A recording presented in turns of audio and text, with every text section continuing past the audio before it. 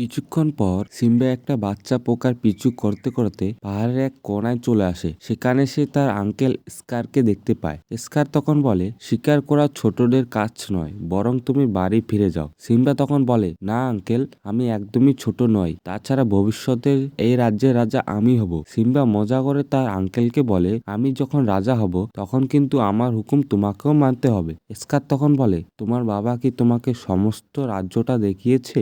Simba বলে, হ্যাঁ, তবে ওই দূরের পাহাড়ের ছায়ার মধ্যে যেতে বারণ করেছে। স্কার তখন বলে, হ্যাঁ, ওখানে বাচ্চাদের যাওয়া বারণ।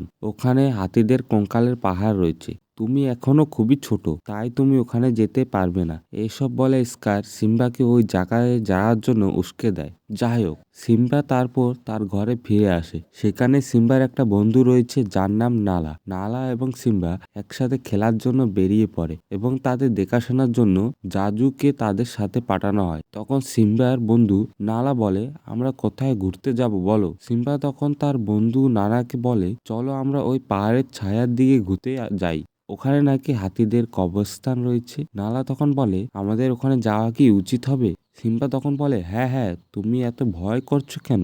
আমি তো তোমাকে অনেক জায়গায় ঘুরিয়েছি, তাই না? চলো আমার সাথে। তবে অবশ্যই আমাদের জাজুর চোখ ফাঁকি দিয়ে যেতে হবে। তখনই জাজু তাদের সামনে চলে আসে। সে এসে বলে, কি ভবিষ্যতের রাজা রানী, কোথায় যাচ্ছ তোমরা? তখন তারা লজ্জায় বলে, আমরা বিয়ে করব না, আমরা তো ভালো বন্ধু।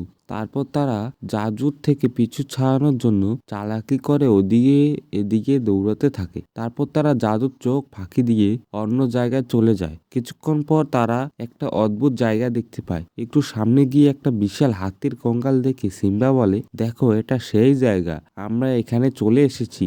এখন থেকে কেউ আর আমাকে ছোট বলবে না। সিম্বা তখন অল্প অল্প করে সামনের দিকে এগিয়ে যেতে থাকে। নানা তখন বলে, চলো আমরা এখন ফিরে যাই, যে কোনো সময় আমাদের বিপদ হতে পারে। কিন্তু সিম্বা সে কথা হেসে উড়িয়ে দেয়। কিন্তু কিছুক্ষণ পরে সেখানেই কয়েকটা হায়না চলে আসে। একটা হায়না তখন বলে, বাহ, কতদিন পর মাংস খাই না, এবার রাজপুত্রের মাংস খেয়ে ভীষণ মজা হবে। তখন সেখানে জাদু চলে আসে। সে এসে বলে, দেখো, রাজা মুফাসার সাথে তোমরা পাঙ্গা নিও না। হায়নাটি তখন বলে, সিংহ এবং হায়নাদের মধ্যে শুরু থেকেই যুদ্ধ লেগে আছে।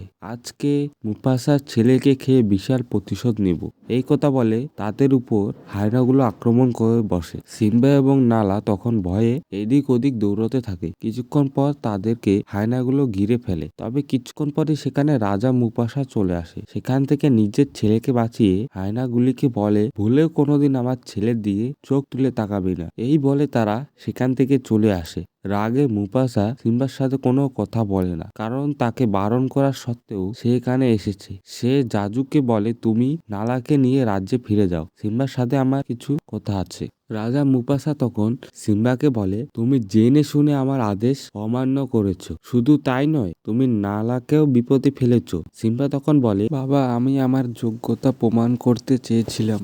আমার মনে হচ্ছিল আমি ওখানে একা একা গেলে তুমি আমাকে অনেক সাহসী মনে করবে। তখন রাজা মুফাসা বলে, একজন রাজা কখনো কাউকে বিপদে ফেলে না, তবে আজকে আমি অনেক ভয় পেয়ে গেছিলাম যদি তোমার কিছু হয়ে যেত। সিম্বা তখন নিজের ভুল বুঝতে পারে। মুফাসা তখন সিম্বাকে বলে, ওই আকাশে তারাগুলো দেখছো? ওখান থেকে আমাদের আগের সমস্ত রাজাগুলো আমাদেরকে দেখছে। যদি তুমি কোনোদিন কোনো বিপদে পড়ো তাহলে তারা আমাদেরকে সঠিক পথ দেখাবে। তারপর তারা দুজনেই অনেক গল্প করে থাকে। ওদিকে হায়নারা একে অপরকে বলতে থাকে, রাজা মুফাসা আসলে অনেক সাহসী। তখন আরেকটি হায়না বলে, রাজা মুফাসাকে একদিন উচিত শিক্ষা দিতে হবে। ঠিক তখনই সেখানে একটা সিংহ চলে আসে। হায়নাগুলো ভাবে হয়তো রাজা মুফাসার চলে এসেছে। তারপর তারা দেখে এটা মুফাসা নয়, বরং তার ভাই স্কার সেখানে এসেছে।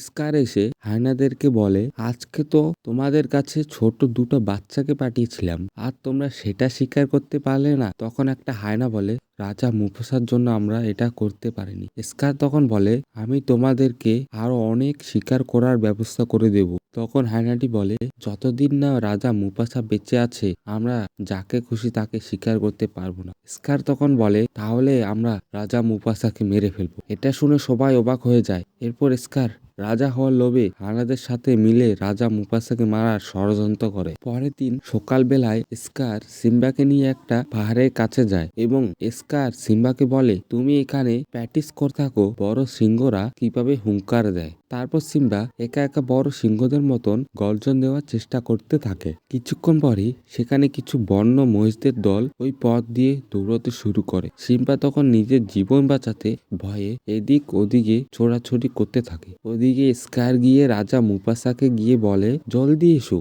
মহিষের দল সিম্বাকে আক্রমণ করেছে, দেরি হলে হয়তো আমরা ওকে বাঁচাতে পারবো না। তারপর দেখতে পাই সিম্বা নিজের জীবন বাঁচাতে একটা গাছের ঢালের উপরে বসে থাকে। মুফাসা এসে তাকে বাঁচিয়ে পাহাড়ের এক কোণায় তাকে রেখে দেয়। তারপর সে পাহাড়ের উপরে উঠতে শুরু করে।